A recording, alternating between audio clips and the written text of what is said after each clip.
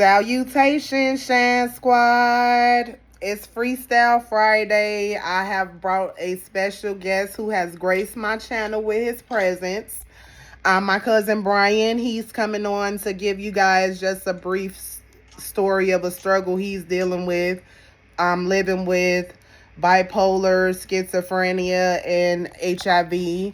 And I put together 10 questions that we reviewed, and he's comfortable with answering for people who may be going through the same thing he's going through or fighting the same battle he fighting. So here we are with Cuzzz in the building. Yes, what's up, cuz. Squad? How everybody doing out there? Hope everybody doing good. Nice. So, cuz while I'm recording, I sent you the questions. Let's just jump straight into them because I don't want to exit out of here to get to the questions.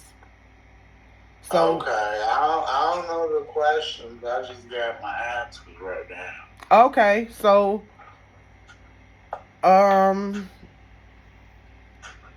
just a minute. I'm gonna go into here. I'm gonna pull them up in here. That way they know what you're answering.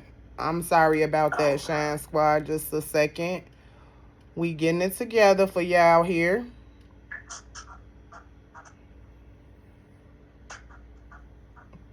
So the first question we have for Cuzzz.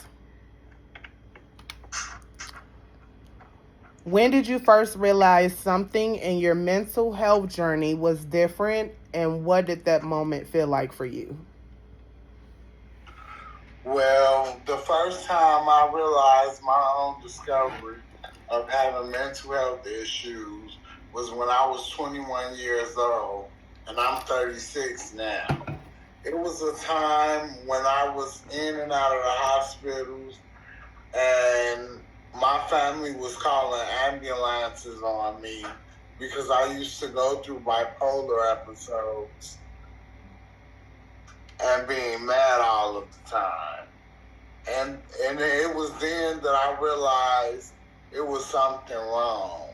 Yeah. I guess I felt alone because I really didn't have anyone to talk to about my problems because I didn't know how to explain being mad all the time, and it was just for no reason.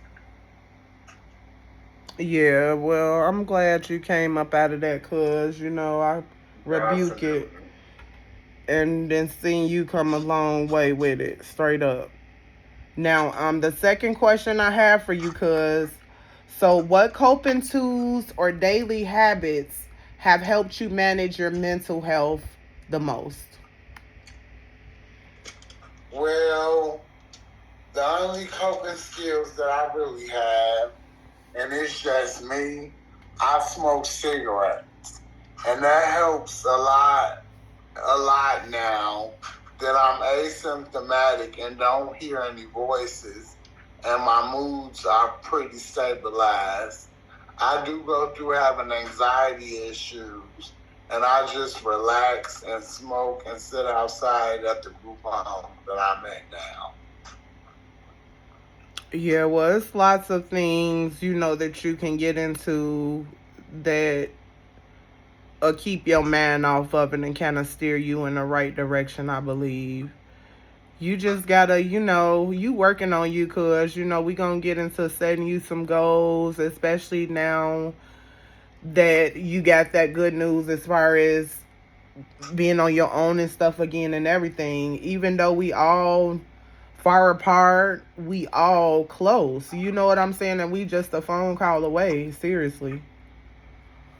Yeah, definitely.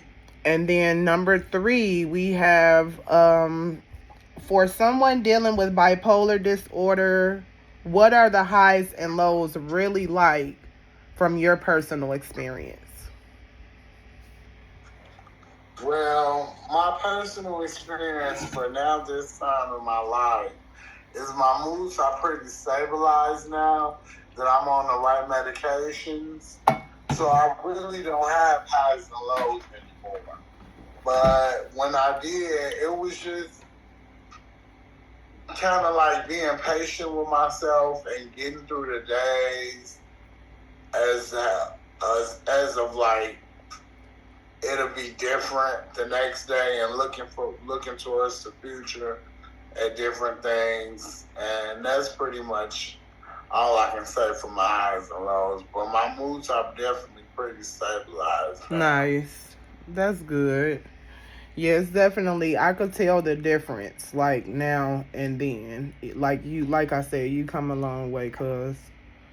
And then, with schizophrenia, how do you stay grounded when things feel overwhelming for you? Like, what is that like?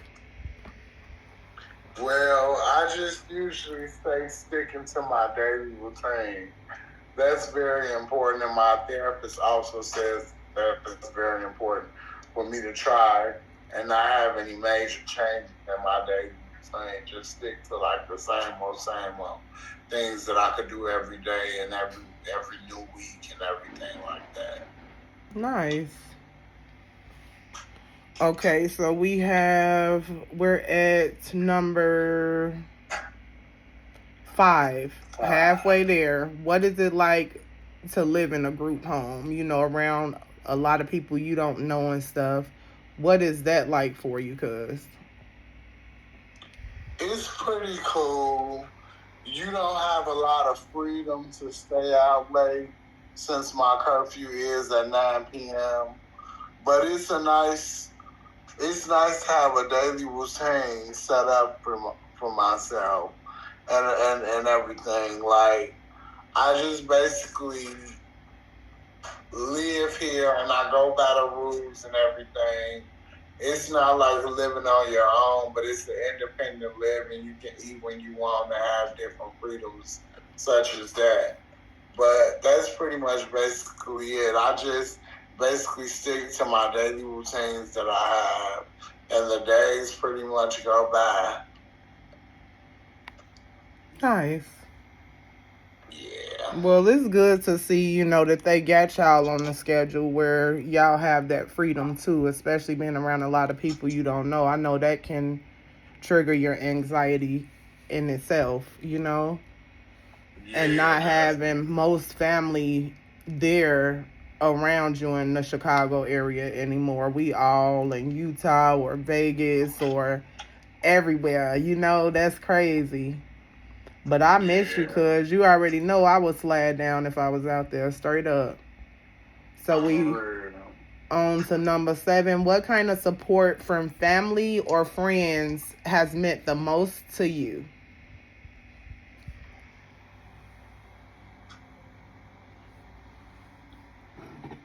We on 7? Yeah. Oh, I thought we was on 6.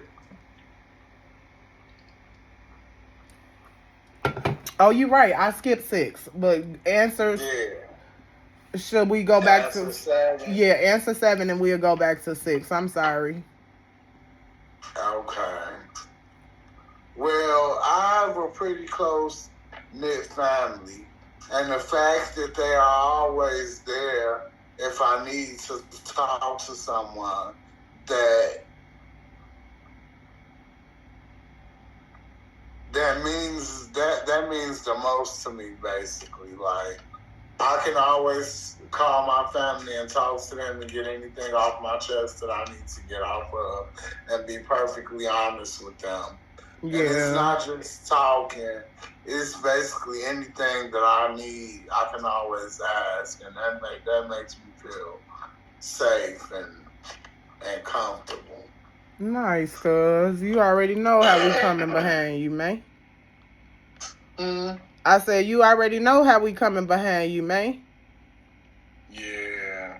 And number 6, we going back to number 6, y'all. I'm sorry, I can't count right now. So how did your diagnosis with HIV change your perspective on life? That's number 6, cuz. Well, the main thing is I knew I was going to try to be more healthier.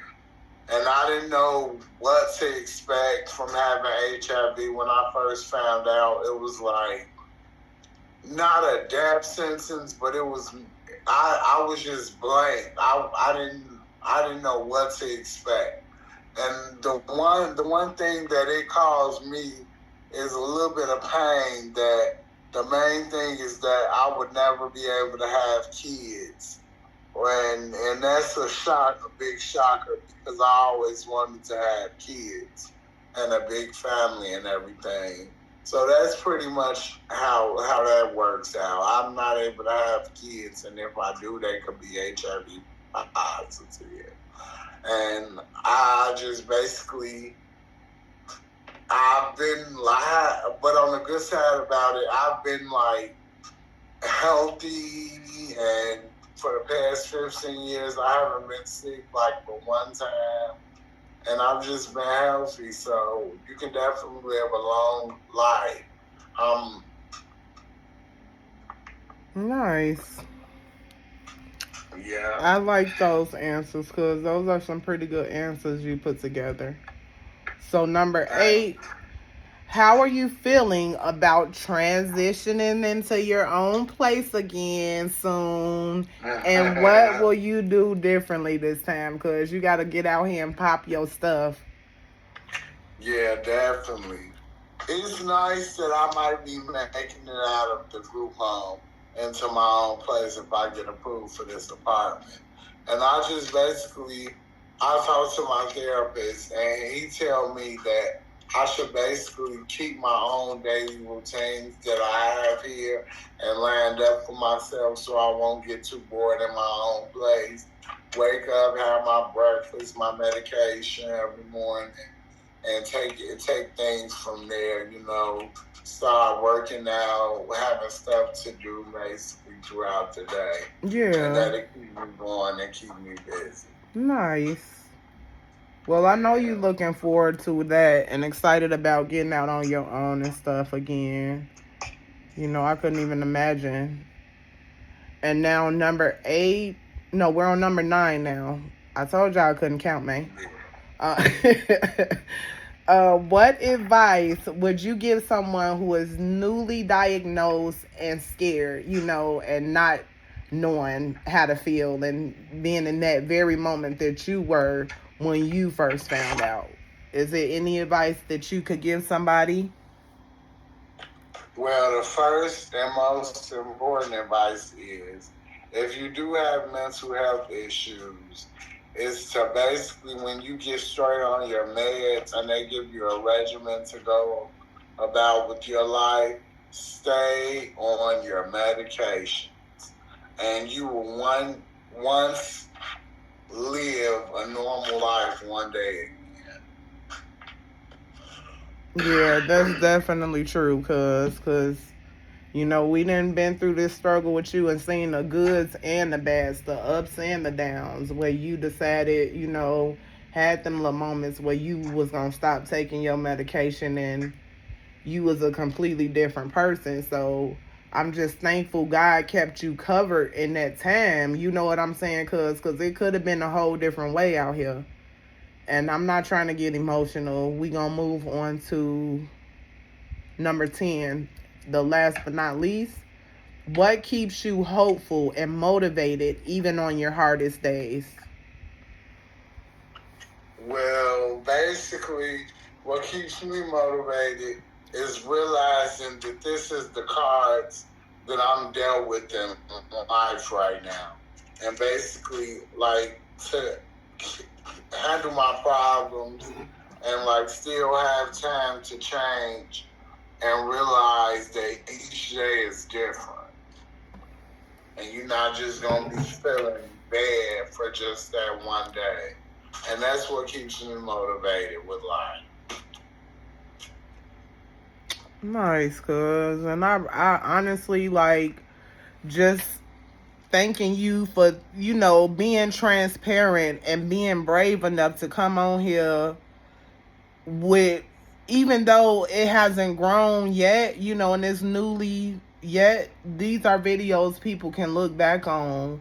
And like I said, one day this video is gonna touch somebody. Somebody needed to hear this tonight, cuz. And I truly appreciate you being transparent and being brave enough and stepping up to come on here, even though it's we we worked it out, cuz we've been trying to get it together. But look, we here. You know what I'm saying? And this is what God is working towards. You know what I'm saying? It was meant for your voice to be heard tonight. All we went through to get you on this screen. Seriously. Yeah, definitely. It feels good to get to talk about yourself and get things off your chest that other people may not know. Yeah, for real. And we never really had a conversation about it, but I figured this would be a great way to start introducing people on my channel. Like, what other way? Like, people are really living with things that they're not comfortable with talking to their family or friends about. You know what I'm saying? But maybe this may touch somebody where they now know it's okay to be transparent. It's okay to be brave, and it's okay to talk, and lean on the people who love you in times when you need them. You know what I'm talking about, cuz? Yeah. But yeah, that's really all I wanted to do for tonight, y'all. Freestyle Friday. It was something quick and simple. Most of the videos are going to be quick and simple, y'all. With the episodes, I just want to focus mainly on being consistent and posting, daily, whether it's a 30-second video or a 30-minute video. It can go either way, but we in here, we in this thing, and Cuzzz with me. We got Cuzzz in the building. But yes, that's it for tonight's episode, Shine Squad. And you know what I'm saying? Love to Cuzzz for coming on, being transparent and brave, telling his story, And until next time, keep shining.